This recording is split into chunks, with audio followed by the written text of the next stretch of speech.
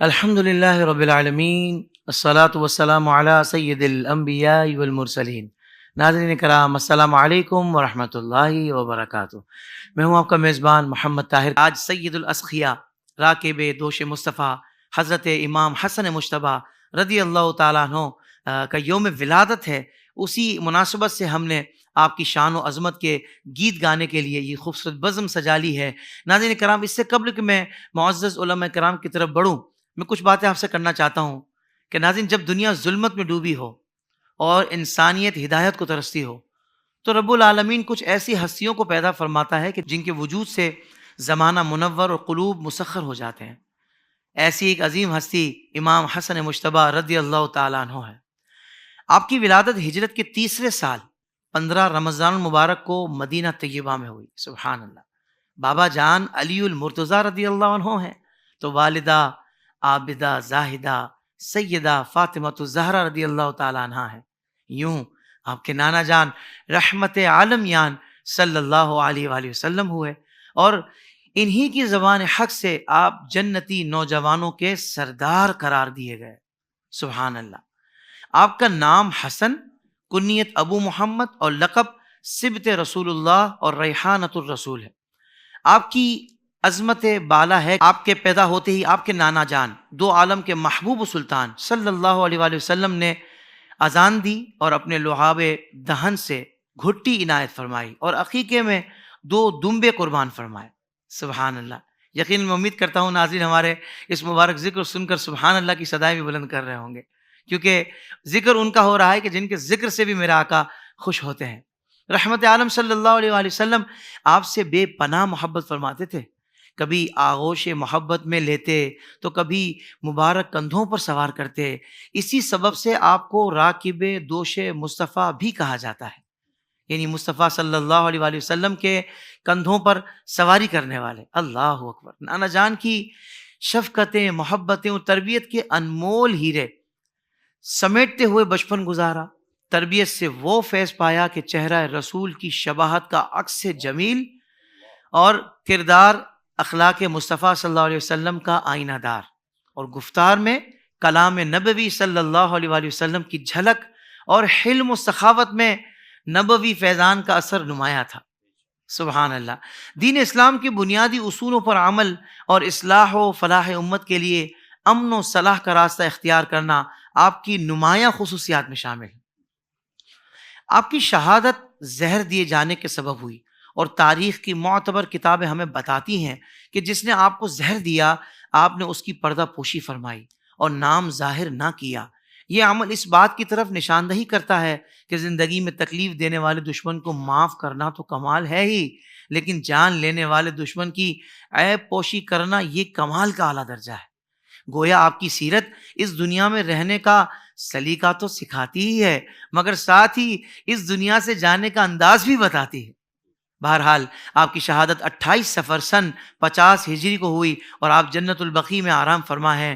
جبکہ آپ کی تعلیمات آج بھی رہنمائی کے لیے موجود ہیں، تو آئیے اس رہنمائی کے حصول کے لیے اپنے معزز مہمانوں کی طرف بڑھتے ہیں اور سوالات کا آغاز کرتے ہیں۔ الحمدللہ معزز علماء کرام تشریف فرما ہیں، اور دونوں بڑی ہی کمال شخصیات ہیں۔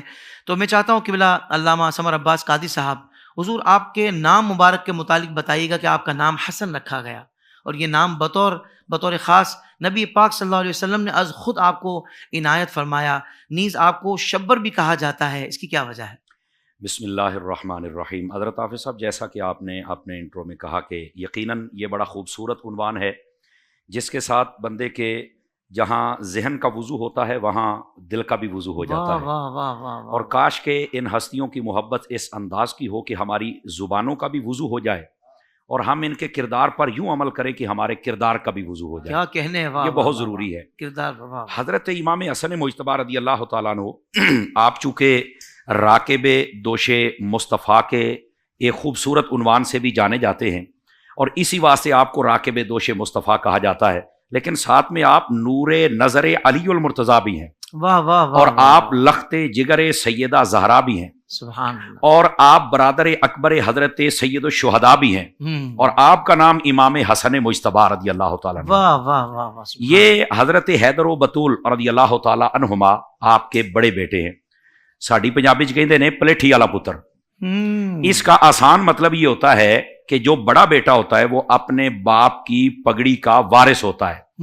تو اگر یوں کہا جائے کہ حضرت امام حسن وہ ہیں جو حضرت مولا علی کی پگڑی کے وارث ہیں, آپ کی دستار اقدس کے وارث ہیں, تو یہ بالکل آپ کے لیے جملہ بھی صحیح ہے اور حقیقت بھی ہے اور حق بھی یہی ہے. سبحان اللہ سبحان اللہ. آپ جب دنیا میں جلوہ گر ہوتے ہیں تو نبی پاک صلی اللہ علیہ وسلم کو خبر ملتی ہے, تو میرے آقا کریم علیہ السلام خود حضرت حیدر و بطول کے گھر تشریف لاتے ہیں اور فرماتے ہیں اے علی, اللہ نے آپ کو بیٹا دیا ہے, ذرا اپنا بیٹا تو مجھے دکھاؤ. نبی پاک علیہ السلام نے حضرت امام حسن مجتبی رضی اللہ تعالیٰ عنہ آپ کو اپنے مبارک ہاتھوں پر لیا اور دیکھ کر جو پہلی بات ارشاد فرمائی وہ یہ تھی, علی نام کیا رکھا ہے؟ فرمایا میں نے نام رکھا ہے حرب. حرب کا معنی ہوتا ہے جنگ جو, یعنی جنگ لڑنے والا. یعنی حضرت مولا مرتضی شیر خدا بتانا یہ چاہتے ہیں کہ ہمارے بچے اسلام کے لیے ہی ہمیشہ جان کا نذرانہ دیں گے. کیا بات ہے. یعنی استعارہ اس کا یوں مراد لیا جا سکتا ہے. تو آپ نے فرمایا کہ نہیں, میں ان کا نام رکھوں گا حسن. اچھا, ایک روایت میں یہ بھی ہے, فرمایا کہ ان کا نام حضرت ہارون کے بھائی کے نام پر رکھوں گا, بیٹے کے نام کا. یہ بہت سارے الفاظ موجود ہیں. تو جب ادھر نسبت کی گئی تو فرمایا کہ ہم اس کا نام رکھیں گے شبر. تو آپ سے یہ پوچھا گیا کہ یہ جو لفظ شبر ہے یہ تو عربی کا لفظ ہی نہیں ہے, تو پھر اس کا کیا معنی ہے, ہم لوگوں کو کیا بتائیں؟ فرمایا یہ اس زبان میں تو شبر کہلاتا ہے, لیکن ہماری زبان میں اس کا معنی حسن بنتا ہے. واہ واہ واہ. اور یہ سوائق شریف کے اندر یہ روایت موجود ہے. فرمایا یہ جو نام حسن اور نام حسین ہے یہ دونوں جنتی نام ہیں. یہ آپ سے پہلے کسی کے نہیں رکھے گئے تھے, یہ جنتی نام ہے. اور یہ نبی پاک صلی اللہ علیہ وسلم نے خود نام رکھا اور خود نام عنایت فرمایا. کیا بات ہے, کیا بات. پھر اگلی بات یہ ہے کہ اس لفظ کے اوپر اگر غور کیا جائے تو حسن تمام حسنوں کا جو مجموعہ ہوتا ہے. حضرت حافظ صاحب, جب بندہ اس کو دیکھ کر تعریف کرے نا تو اس پر لفظ حسن بولا جاتا ہے کہ یہ خوبصورت ہے. یعنی اس میں رنگ, قد کاٹ, بولنے کا سلیقہ انداز, نسل, علاقہ, گھر اور نسب اور حسب, جب سب چیزوں کی حسین اور حسن اکٹھا ہو جائے تو اس کو حسن کہا جاتا ہے. تو حضرت امام حسن رضی اللہ تعالیٰ عنہ آپ کو یہ تمام تر فضیلتیں جو ہیں وہ خاندانی شرافت و فضیلت ہو, وہ علم کی ہو, وہ سخاوت کی ہو, وہ زہد کی ہو, وہ تقوی کی ہو, وہ شہر کے اعتبار سے حضور کی نسبت کی ہو, اہل بیت کی ہو, نبی پاک کے صحابی ہونے کی ہو, سیدہ پاک رضی اللہ تعالی عنہ آپ کے بیٹا ہونے کی ہو, اور نبی پاک کی جو نسل سیدہ سے چلنی ہے اس کی پہلی سیڑھی حضرت امام حسن اس اعتبار سے ہو. یعنی تمام تر حسن کو اکٹھا کیا جائے تو ایک حسن بنتا ہے. اللہ اکبر. یہ ہے اس نام کو جو برکت ملی ہے. اب دوسری بات, آپ نے اپنے انٹرو میں کہا کہ ان کو سبت بھی کہا جاتا ہے. سبت کس کو کہتے ہیں؟ ویسے تو یہ نواسا کے معنی میں ہوتا ہے, لیکن اصل اس کا معنی ہوتا ہے وہ درخت جس کی جڑ ایک ہو اور شاخیں مختلف ہوں اور پھیل جائیں وہ. تو آپ کو سبت اس لیے کہا جاتا ہے کہ آپ اس درخت کی شاخ ہیں جس کی اصل میرے مصطفیٰ صلی اللہ علیہ وسلم. اللہ اکبر. اور یہ آپ کی نسل پاک وہاں سے آگے چلنے کا جو اشارہ ہے وہ اس لفظ میں پایا جاتا ہے. تو یہ آپ کا یہ نام مبارک نبی پاک علیہ السلام نے خود رکھا. اور پھر اس کے اندر جو حسن جو کمال تھا وہ بھی میں نے آپ کی خدمت میں عرض کیا. اچھا, پھر اس سے اگلی بات ایک میں آپ کی خدمت میں عرض کروں, وہ یہ ہے کہ حضرت امام حسن مجتبی رضی اللہ تعالی عنہ آپ کو گھٹی بھی میرے مصطفیٰ نے عطا فرمائی, سبحان اللہ, آذان بھی میرے مصطفیٰ نے عطا فرمائی, نام بھی میرے آقا کریم علیہ السلام نے رکھا, اور جو عقیقے کے 2 جانور دمبے مینڈے ذبح کیے تھے وہ بھی میرے مصطفیٰ نے ہی ذبح فرمائے تھے. سبحان اللہ. اور ان کی جب سر اقدس کے بال مبارک اتارے گئے تو وہ اتارنے کے بعد چاندی کا جو صدقہ دیا تھا اتنا برابر وہ بھی حضور نے عطا فرمایا. واہ واہ واہ واہ واہ. اور ان کا کمال یہ تھا کہ نبی پاک علیہ السلام یہ شباہت کے اعتبار سے سر اقدس سے لے کر ایک روایت سینہ اور ایک میں ہے ناف مبارک تک یہ نبی پاک علیہ السلام کی مبارک شبیہ نظر آتے تھے. اللہ. یہی وجہ ہے, بخاری شریف میں حدیث ہے, حضرت مولا مرتضی شیر خدا رضی اللہ عنہ آپ اور دیگر صحابہ کرام سب نے حضرت ابوبکر صدیق کی معیت میں نماز پڑھی. جب نماز پڑھ کے باہر نکلے تو بچوں کے ساتھ حضرت امام حسن کھیل رہے تھے. حضرت سیدنا صدیق اکبر نے امام حسن مجتبی کو پکڑا اور اپنے کندھوں پہ بٹھایا. یہ وہی سنت ادا کی جا رہی ہے جو نبی پاک مدینے کی گلیوں میں حسنین کو اٹھا کر ادا فرمایا کرتے تھے. اللہ اکبر، سبحان اللہ. آج کل جتنے بھی ائمہ حضرات، حضرت مفتی صاحب قبلہ ہیں، آپ ہیں، ہم سب ہیں، ہم نمازیں پڑھاتے ہیں، لیکن ہمارے اندر شاید یہ حوصلہ نہ ہو کہ ہم اپنے بچے کو اپنے کندھوں پہ اٹھا کے گلی میں نکلیں. صدقے جاؤں افضل البشر بعد الانبیاء بالتحقیق ابی بکر صدیق پر اپنے بیٹے کو نہیں اٹھایا بلکہ حیدر و بطول کے بیٹے کو اٹھایا ہے. وجہ یہ ہے کہ مصطفیٰ کی سنت ہے، اور وجہ یہ ہے کہ بتانا ہے کہ نبی پاک کے جو اصحاب ہیں آل رسول سے کتنا پیار کرتے ہیں. اور پھر جو اگلی بات ارشاد فرمائی وہ یہ ہے، فرمایا اے علی بیٹا تیرا ہے پر اس کی شکل و صورت میرے مصطفیٰ سے ملتی جلتی ہے. تو حضرت علی المرتضیٰ شیر خدا مسکرانے لگے.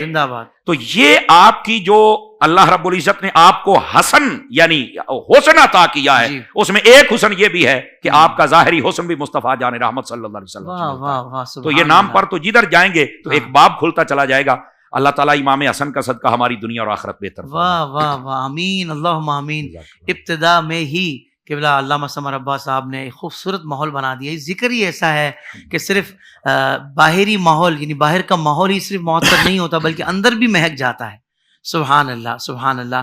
کیا بات رضا اس چمنستان کرم کی کہ زہرا ہے کلی جس میں حسین اور حسن پھول. جب پھولوں کا ذکر ہوگا تو خوشبو تو ملے گی نا حضرت. سبحان اللہ. کیا کہنے ہیں قبلہ علامہ طاہر مدنی صاحب. حضور یہ ارشاد فرمائیے گا کہ امام حسن رضی اللہ تعالیٰ عنہ کا نبی کریم صلی اللہ علیہ وآلہ وسلم سے تعلق کیسا رہا، اور بطور خاص آپ کے لیے راکب دوش مصطفیٰ صلی اللہ علیہ وآلہ وسلم کا جو لقب استعمال ہوتا ہے اس کا پس منظر کیا ہے؟ اعوذ باللہ من الشیطان الرجیم، بسم اللہ الرحمن الرحیم. ماشاءاللہ مفتی صاحب نے بڑے خوبصورت انداز میں ایک ماحول بنا دیا امام حسن رضی اللہ تعالیٰ عنہ کے ذکر پاک کے حوالے سے، اور طبیعت میں ایک بہت زبردست خوشبو پیدا ہو گئی الحمدللہ امام حسن کے ذکر خیر سے. تو بہت ساری باتیں مفتی صاحب نے کی، چند باتیں اس حوالے سے میں بھی ذکر کروں گا کہ امام حسن رضی اللہ تعالیٰ عنہ اللہ تبارک و تعالیٰ کی کتنی مقرب اور نرالی شخصیت ہیں کہ ایک تو آپ کی رگ پاک میں جو خون دوڑ رہا ہے وہ بھی امام الانبیاء رضی صلی اللہ علیہ وسلم کا دوڑ رہا ہے. آپ کا جو نام رکھا جاتا ہے وہ بھی اللہ تبارک و تعالیٰ کی طرف سے عطا کیا جاتا ہے، اور روئے زمین پر آپ سے پہلے کسی اور کا نام حسن نہیں رکھا گیا. یعنی شخصیت بھی نرالی اور نام بھی ایسا عطا کیا گیا کہ پہلے کسی کا نام نہ ہو.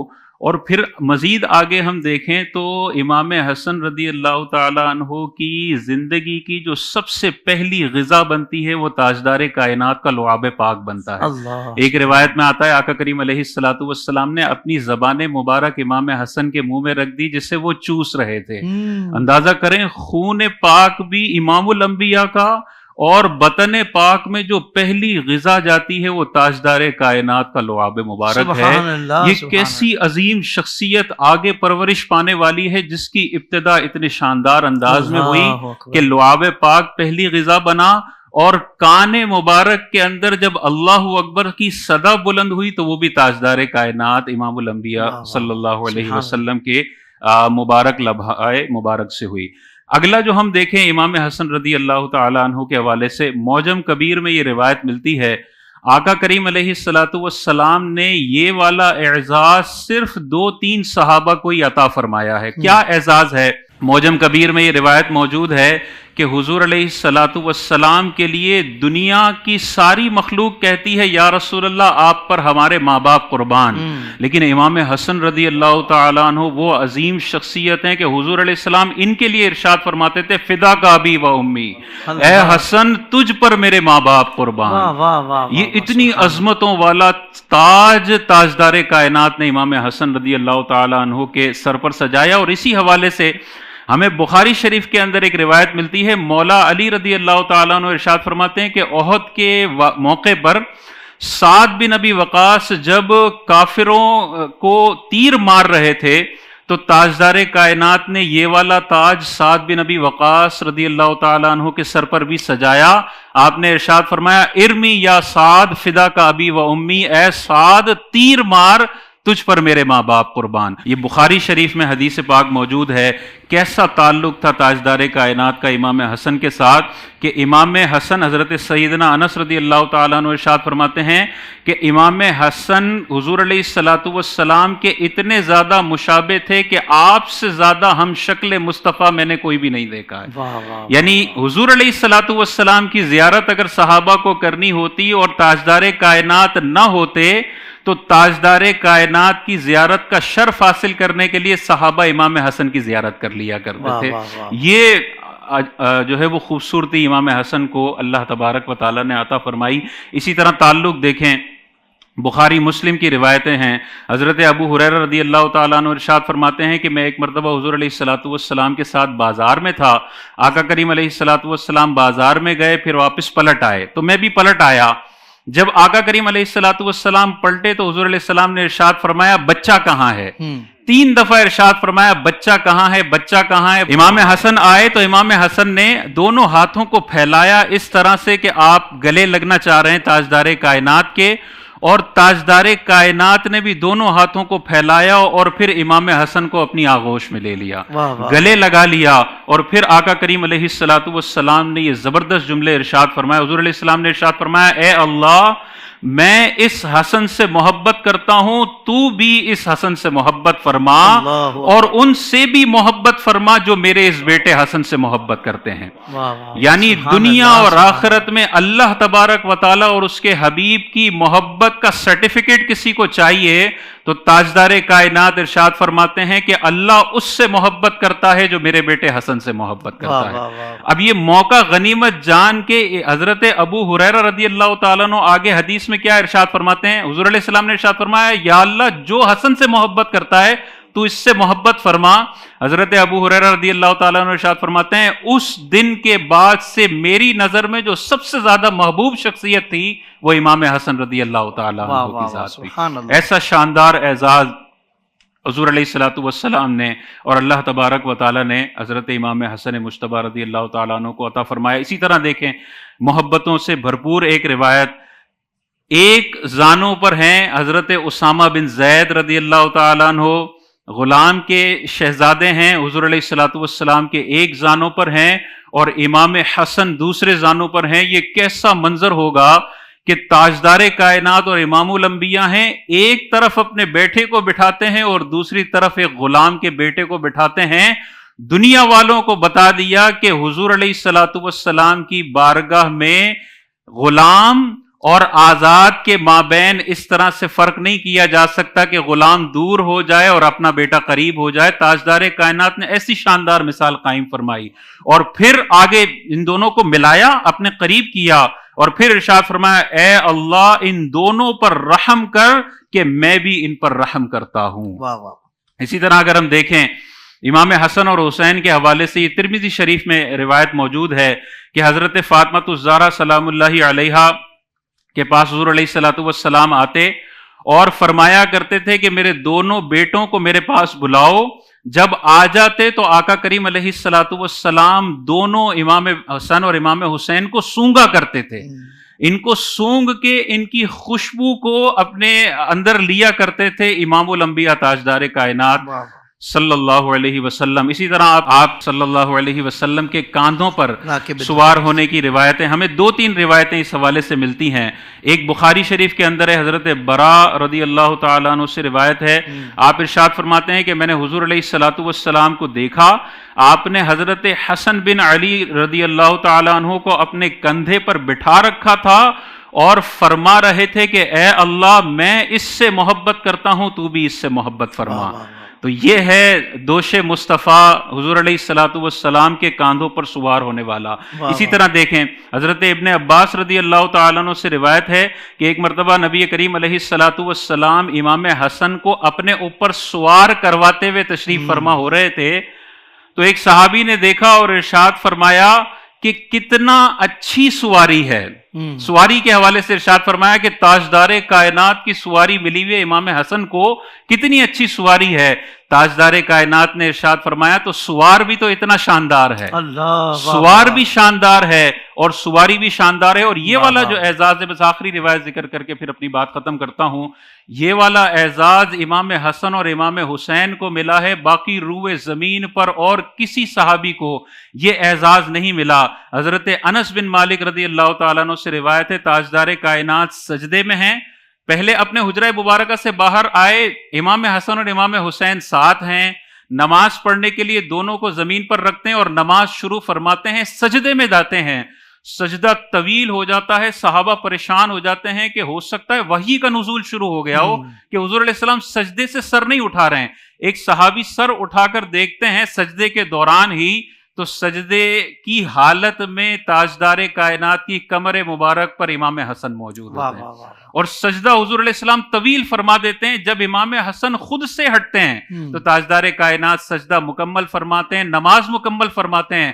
صحابہ پوچھتے ہیں یا رسول اللہ آج بڑا عجیب معاملہ دیکھا کہ اتنا لمبا سجدہ آپ نے فرما لیا، ہمیں لگا کہ کوئی معاملہ ہو گیا ہے، وحی کا نزول ہو گیا ہے۔ تاجدار کائنات نے ارشاد فرمایا ایسا کوئی معاملہ نہیں ہے، میرا بیٹا میری کمر پر سوار تھا اور میں نے یہ ناپسند کیا کہ میں سجدہ مختصر کر دوں اور اسے تکلیف میں مبتلا کر دوں، تو میں نے سجدہ لمبا کر دیا تاکہ یہ آرام سے سوار بھی ہو جائے اور جب اپنی مرضی سے اترے تب میں اپنا سجدہ مکمل کروں۔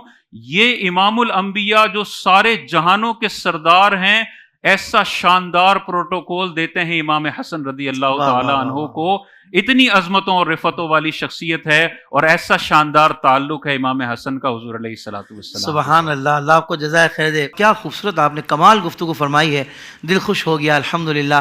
علامہ صاحب، ظاہر بات ہے امام حسن مجتبیٰ رضی اللہ تعالیٰ عنہ کی شخصیت، آپ کی شان و عظمت اتنی بلند و بالا ہے کہ کسی بھی پہلو پر ہم بات کریں تو ظاہر بات ہے یہ گفتگو ہوتی ہی چلی جائے گی، لیکن میں چاہتا ہوں کہ چونکہ پروگرام کا وقت بڑا محدود ہوتا ہے، یہ سوال میں چاہتا ہوں آپ کی بارگاہ میں پیش کروں کہ آپ کی صلح کا جو واقعہ اسلامی تاریخ میں کیوں اہم ہے اور اس سے امت مسلمہ کے لیے کیا پیغام ملتا ہے، حضور یہ ارشاد فرمائیں۔ بسم اللہ الرحمن الرحیم۔ حضرت حافظ صاحب دیکھیے، صلح کو تو ویسے ہی پسند کیا گیا ہے، جی، فرمایا والصلح خیر، صلح میں خیر ہوتا ہے، اور جب بندہ صلح کے راستے کو چھوڑ دیتا ہے تو کئی نسلوں کو اسلحہ اٹھانا پڑتا ہے۔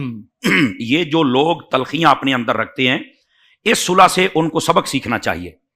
امام حسن مجتبیٰ رضی اللہ تعالی عنہ، آپ کی اس صلح نے پورے زمانے میں امن قائم کر دیا۔ کیا کہنے، واہ واہ۔ ویسے تو حضرت خواجہ حسن بصری رضی اللہ تعالیٰ عنہ، آپ نے اس بات کو مینشن کیا اور یہ مسند امام احمد کے اندر یہ روایت موجود ہے۔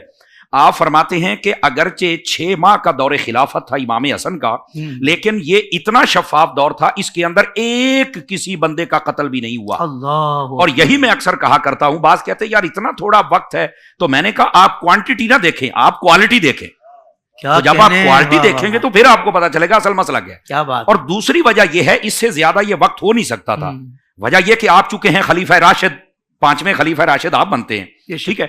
وہ جو خلیفہ راشد ہیں وہ 30 سالہ دور مدت پر پھیلی ہوئی وہ خلافت تھی۔ اب وہ جب 6 ماہ مکمل ہوئے تو وہ دور تو مکمل ہو گیا، اس کے بعد شروع ہونی سی بادشاہی۔ امام حسن مجتبیٰ بادشاہ نہیں بننا چاہتے تھے، اپنے نانا کا خلیفہ بننا چاہتے تھے۔ تو وہ جب وقت مکمل ہوا تو آپ نے وہ خلافت ترک فرما دی، لیکن بادشاہی عطا کی۔ اس بادشاہی پر بھی کوئی اعتراض نہ کرے۔ صدر الشریعہ رحمۃ اللہ علیہ آپ نے بہار شریعت میں لکھا، اور اعلیٰ حضرت صاحب رحمۃ اللہ علیہ آپ نے فتاوی رضویہ کی 29ویں جلد کے اندر اس کو لکھا۔ آپ فرماتے ہیں کہ اول ملوک اسلام سلطنت مصطفیٰ کے جو ہوئے ہیں وہ حضرت امیر معاویہ رضی اللہ تعالیٰ عنہ ہوئے۔ سبحان اللہ۔ چونکہ آقا کریم علیہ السلام کی جو شانیں اور کمالات پہلی کتابوں کے اندر لکھی ہوئی وہ بھی یہ تھی کہ مولدہ بے مکہ، کہ ان کی ولادت ہوگی مکے میں، ومہاجرہ بے طیبہ، اور ان کی ہجرت ہوگی طیبہ یعنی مدینہ کی طرف، وملکہ بالشام، اور ان کی جو حکومت و سلطنت ہوگی شام میں ہوگی۔ اعلیٰ حضرت فرماتے ہیں اس ملکہ کی تفسیر حضرت امیر معاویہ کی صورت میں پیش آئی، تو اس کو تو بالکل آپ یہاں پر سمجھے۔ رہ گئی بات یہ صلح کی، یہ جو صلح ہے، اصل یہ معاملہ پیچھے جو لڑانے والے لوگ تھے نا، انہوں نے صلح ہونے نہیں پہلے دی تھی، لیکن امام حسن مجتبیٰ رضی اللہ تعالیٰ عنہ آپ کے پاس افرادی قوت بھی زیادہ تھی، بندے بھی زیادہ تھے، اور آپ نے یہ ارشاد فرمایا باقاعدہ طور پر، آپ فرماتے ہیں کھوپڑیاں میرے پاس تھی، میں جیسے چاہتا ان کو بے درے قتل کروا سکتا تھا، لیکن فرمایا میں نے اس بات کو پسند نہیں کیا۔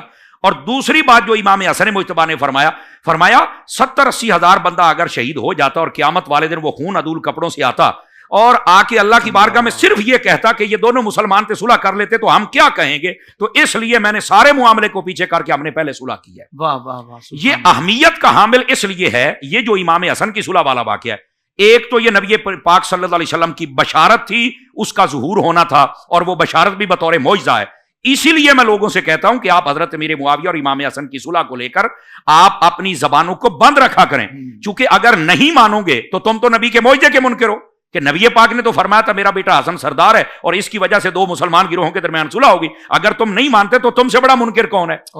اور دوسری وجہ یہ ہے کہ حضرت امام حسن مجتبیٰ کی یہ صلح نے بتا دیا کہ ہم بھی مسلمان ہیں اور حضرت امیر معاویہ بھی مسلمان ہیں۔ یہ مشہور اس لیے ہوا زیادہ واقعہ کہ امام حسن کو جو بشارت دی گئی وہ تو امام حسن سے ہی صادر ہونی تھی، ساتھ میں حضرت امیر معاویہ کا دفاع بھی ہے کہ دیکھیں جو اعتراض کرتے ہیں حضرت امیر معاویہ پر ان کو شرم سے ڈوب کے مر جانا چاہیے کہ تم بڑے مفکر ہو، تم بڑے عالم ہو، تم بڑے پیر ہو، یا امام حسن بڑے سمجھدار اور بڑے پیر ہیں؟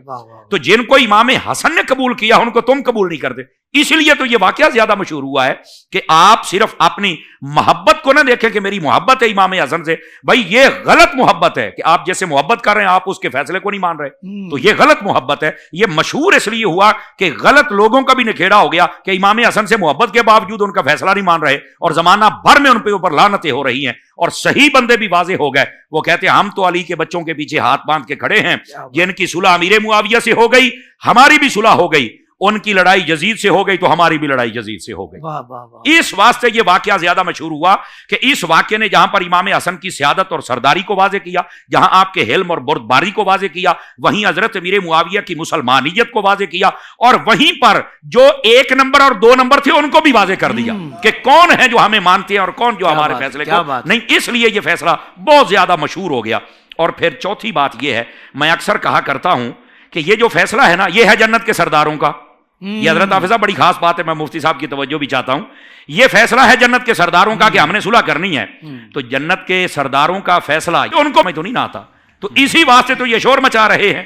تمہیں کیا پتا کہ تم اتنا شور مچا رہے ہو؟ سرداروں کے پیچھے کھڑے ہو جاؤ نا۔ کم تر لوگ، کم تر ذہن کے لوگ، کم تر سوچ اور کم تر نسل کے لوگ یہ وہ ہوتے ہیں جن کو یہ مسئلہ سمجھ نہیں آتا، جبکہ ہمیں تو یہ سمجھ آ جاتا ہے، سرداروں کا فیصلہ کامل غلاموں کو سمجھ آ جاتا ہے۔ یہ تھی چوتھی بات۔ پانچویں بات یہ ہے، اس کو ظاہر سی بات ہے جب امام حسن کی ذات اقدس سامنے آ گئی تو ظاہر سی بات ہے اس کا تو کوئی انکار کر ہی نہیں سکتا۔ پھر لوگوں نے ایک ڈنڈورا پیٹا، وہ کیا تھا؟ وہ جی شرائط تھی، حالانکہ بلازری کی گھڑی ہوئی جھوٹی بغیر سند کے ساتھ وہ شرائط ہے، ان کی کوئی اصل نہیں۔ میں آپ کو بتاتا ہوں، اس نے پہلی شرط جو لکھی ہے وہ کہتا ہے کہ حضرت امیر معاویہ سے معاہدہ یہ ہوا تھا، شرط یہ تھی کہ اب میں خلافت آپ کو دے دیتا ہوں، جب آپ پردہ کر جائیں گے تو میں خلافت لے لوں گا۔ تو میں نے کہا یہ بات تو بالکل جھوٹی ہے۔ کہا کیوں؟ تو میں نے کہا امام حسن نے اگر خلافت رکھنی اپنے پاس تھی تو آپ دیتے ہی نا، طاقت تو آپ کے پاس تھی، لے بھی آپ سکتے تھے۔ یہی وجہ تھی کئی لوگ امام حسن سے ناراض بھی ہو گئے تھے، اور وہ وہی تھے، ہم کہتے ہیں ناراض ہونے والوں کو بھی بتاؤ جو کہتے ہیں آپ نے تو عار المسلمین، مسلمانوں کو شرمندہ کیا۔ آپ نے فرمایا العار خیر من النار، آپ نے فرمایا جہنم سے جانے سے بہتر ہے کہ آج تھوڑی شرمندگی پر برداشت کر لو، لیکن آپ نے فرمایا تمہیں شرمندگی لگتی ہے، مجھے تو اس میں عزت کا بہار نظر آتا ہے۔ تو کہنے کا مقصد یہ آپ نے اگر خلافت رکھنی تھی تو آپ نے دی ہی کیوں؟ پہلی بات یہ تھی۔ اور دوسری بات یہ آپ نے رکھنی بھی نہیں تھی، یہ شیخ محقق نے مدارج کے اندر لکھا ہے، آپ فرماتے رکھنی اس لیے نہیں تھی، منہاج النبوہ جو خلافت تھی وہ 30 سالہ دور تھا، وہ ختم ہو گیا، اس کے بعد تو آپ نے ترک کر دی، تو جب ترک کر دی تو پھر کیسے لے سکتے؟ اب دینی تھی کسی اچھے بندے کو، حضرت امام حسن کی نظر میں معاویہ سے اچھا نہیں تھا، انہوں نے ان کو عطا فرما دی۔ یہ پہلی شرط کا تو یہی جنازہ نکل گیا۔ دوسری شرط وہ یہ کہتے ہیں کہ میرے باپ کو نہ ممبروں پہ گالیاں نہ دلوانا۔ وہ بھائی یہ شرط ہو ہی نہیں سکتی، اس کی وجہ یہ، پہلی بات تو یہ ہے تم یہ بتاؤ وہ گالی تھی کون سی جو دی جاتی تھی؟ تمہیں شرم نہیں آتی ہے؟ گالی دی، گالی دکھاؤ کون سی گالی ہے؟ ہر چیز تم نے بیان کی، گالی تو تم دکھا نہیں سکے، کون سی گالی، کون سا لفظ تھا؟ ایک بات یہ نہیں دکھا سکتے تھی، نہیں تو دکھائیں گے کیا؟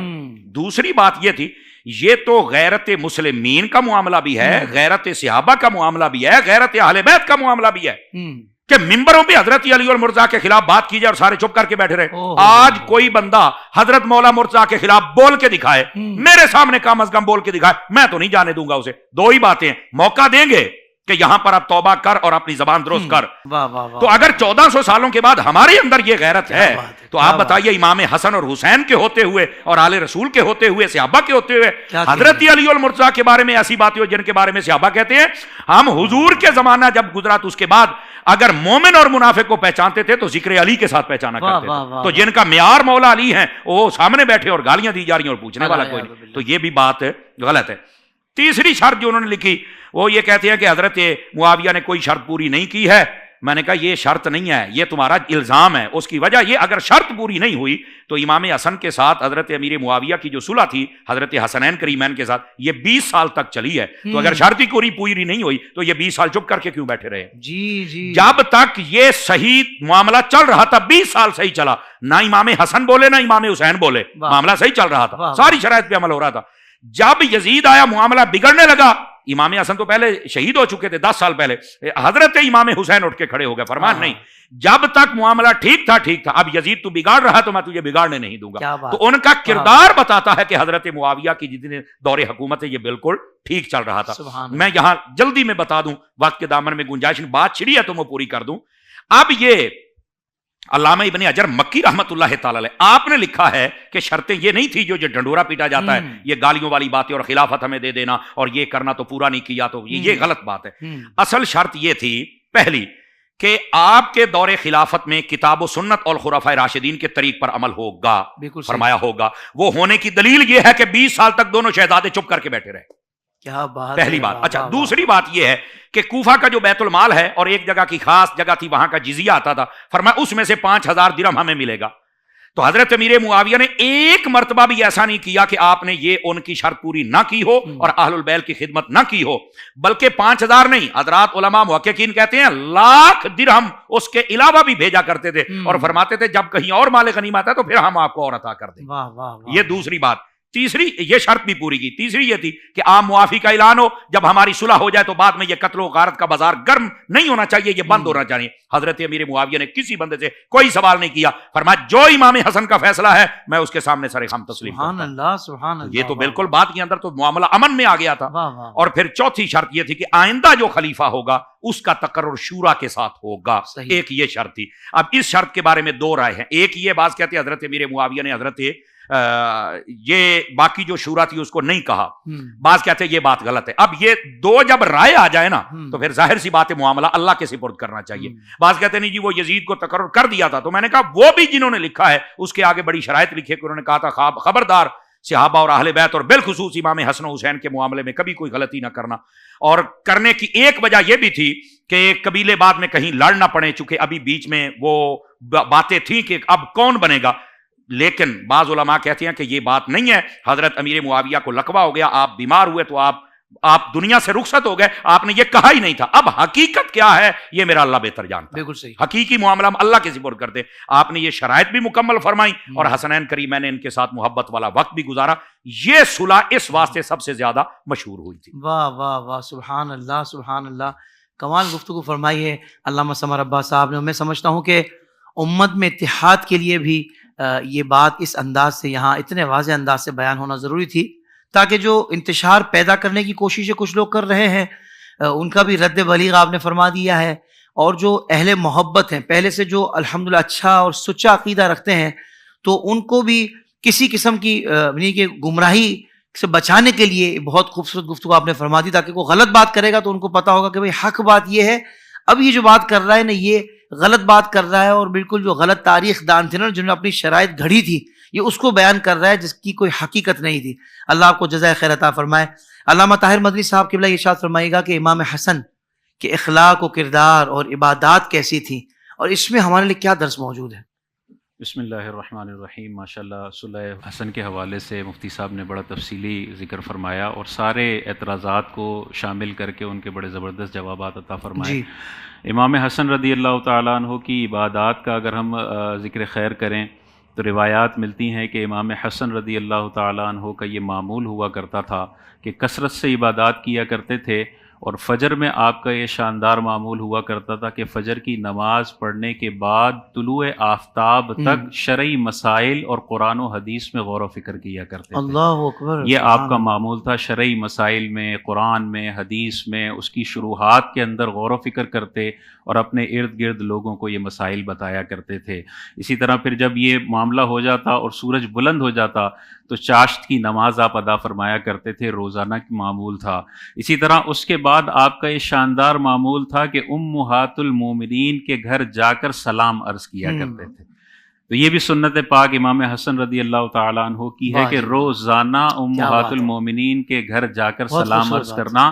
تو یہ آج بھی جب ہم حج کے لیے جائیں، عمرہ مبارک کے لیے جائیں، مکہ پاک میں ہوں تو حضرت خدیجۃ الکبریٰ رضی اللہ تعالیٰ عنہا کے مزار پاک پر روزانہ ہو سکے تو روزانہ جا کر سلام عرض کریں. امام حسن کی بھی سنت پوری ہوگی اور ہماری والدہ جو ہے وہ ان پر بھی سلام ہوگا اور وہ بھی خوش ہوں گی. تو یہ معمول آپ کا تھا.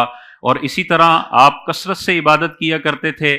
مدینہ پاک میں آپ کا مسکن تھا اور آپ کے حوالے سے یہ روایات ملتی ہیں کہ آپ نے 25 حج فرمائے اور 25 حج کیسے نرالے انداز میں فرمائے کہ مدینہ پاک سے مکہ المکرمہ تک پیدل سفر فرمایا. اللہ اکبر. اللہ باقی سواری پر جاتے تھے لیکن امام حسن رضی اللہ تعالیٰ عنہ یہ باتیں کرنا تو بڑا آسان ہے. ہم آج گاڑی میں سفر کرتے ہیں تو 5-6 گھنٹے مسلسل گاڑی 100 کی اسپیڈ پر چلتی ہے، تب کہیں جا کے وہ آتا ہے 50 ڈگری کی گرمی کے اندر امام حسن رضی اللہ تعالیٰ عنہ 25 لگاتار حج فرماتے ہیں اور پیدل حج فرماتے ہیں.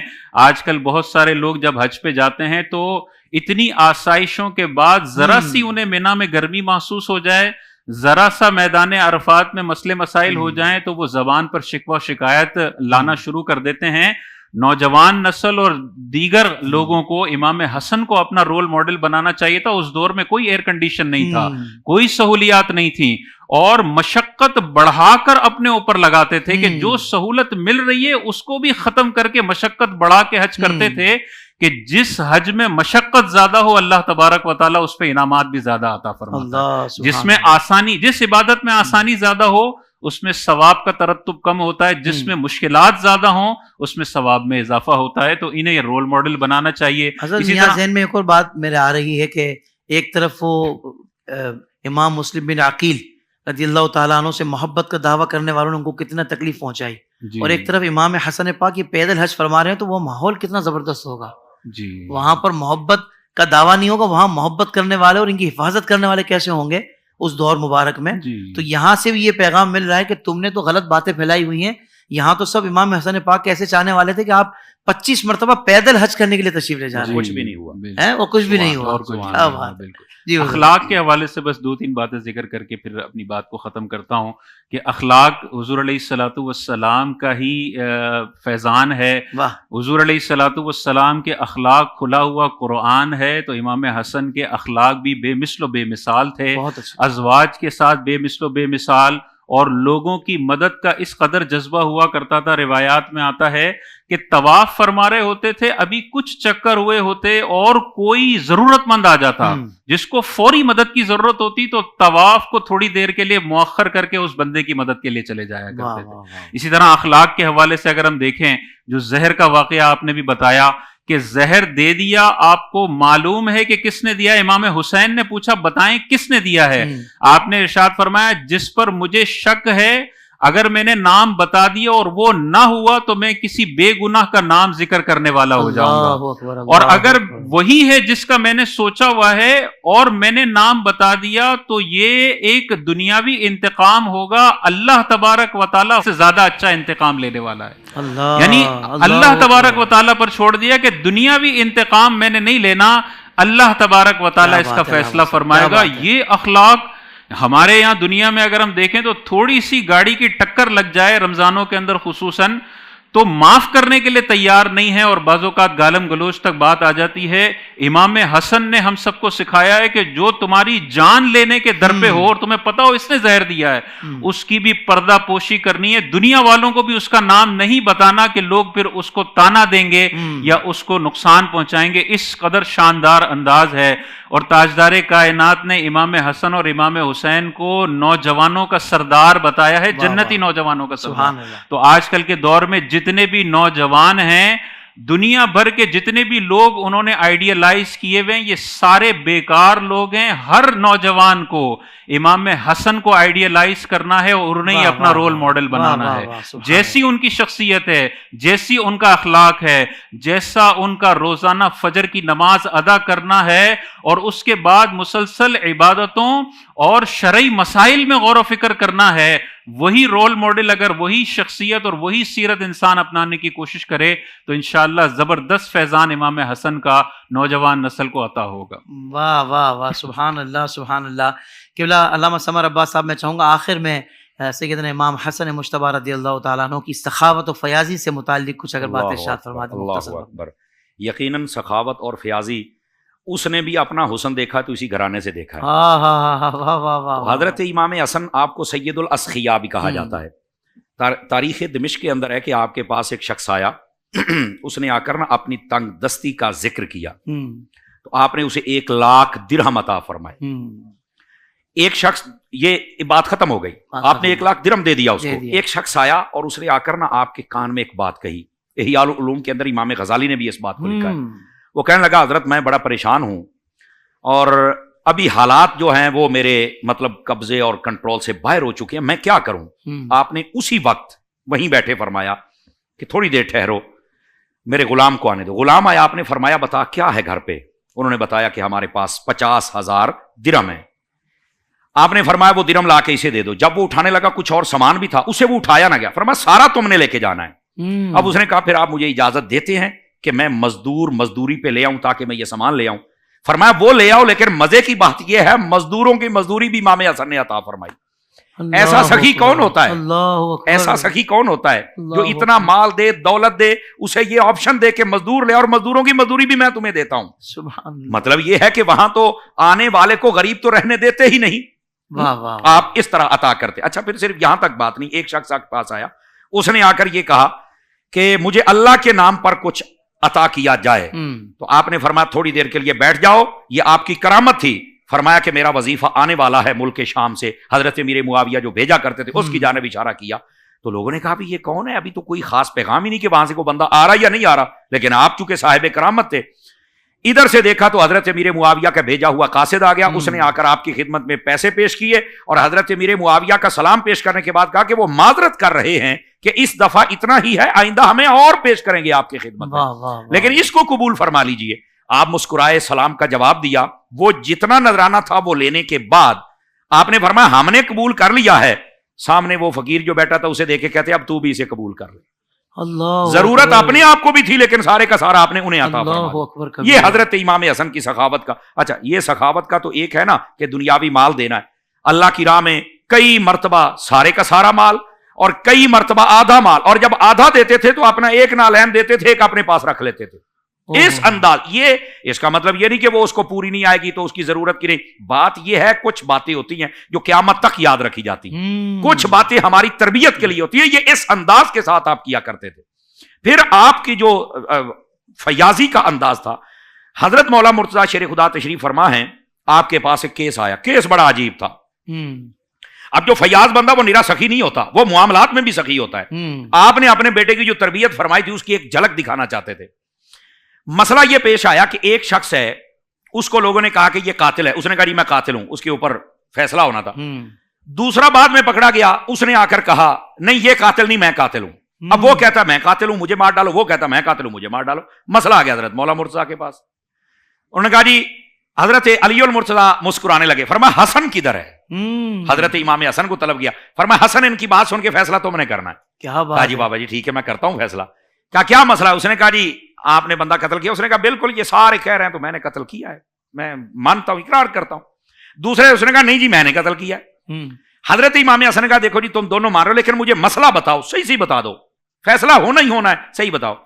اس نے کہا حضرت بات یہ ہے, میں تھا کسائی, میں نے جانور ذبح کیا اپنا, اسی طرح چھری لے کے پانی نہیں تھا, میں جب نکلا نا تو سامنے ایک جگہ سے جب گزر رہا تھا تو وہاں بندہ قتل ہوا پڑا تھا, مجھے نہیں پتا تھا, میں وہاں سے گزر رہا تھا, ادھر سے ورثاء تلاش کرتے آ گئے, انہوں نے سمجھا کہ اس بندے کو میں نے مارا ہے. اب میرے پاس کوئی دلیل ہی نہیں, میں کیسے ان کو ثابت کروں کہ یار میں نے بندہ نہیں مارا ہے, چھری میرے ہاتھ میں ہے, خون آلود ہے, بندے کے قریب سے گزر رہا ہوں. اب میں کیا, میں نے کہا یار انہوں نے پکڑا, چھوڑنا تو مجھے ہے نہیں, تو میں مان ہی جاتا ہوں. دوسرے کو کہا بھی تو نے کیوں کہا کہ میں نے, اس نے کہا قتل میں نے کیا ہے, لیکن میرا ضمیر نے مجھے جھنجھوڑا ہے کہ میری وجہ سے ایک بے گناہ, پہلے ایک قتل ہو گیا, ایک بے گناہ اور قتل ہو جائے گا, تو اس لیے میں اقرار کرتا ہوں اس کا قصور نہیں, قصور میرا ہے. اب حضرت مولا مرتضیٰ نے کہا جی آپ فیصلہ کریں امام حسن سے کہ اس کا فیصلہ کیا ہوتا ہے.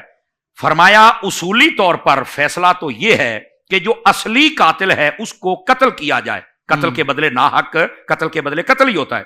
لیکن اب مسئلہ یہ ہے فیاضی آپ کی, یہ ہے لیاقت, یہ ہے آپ کی سلامتی ذہن.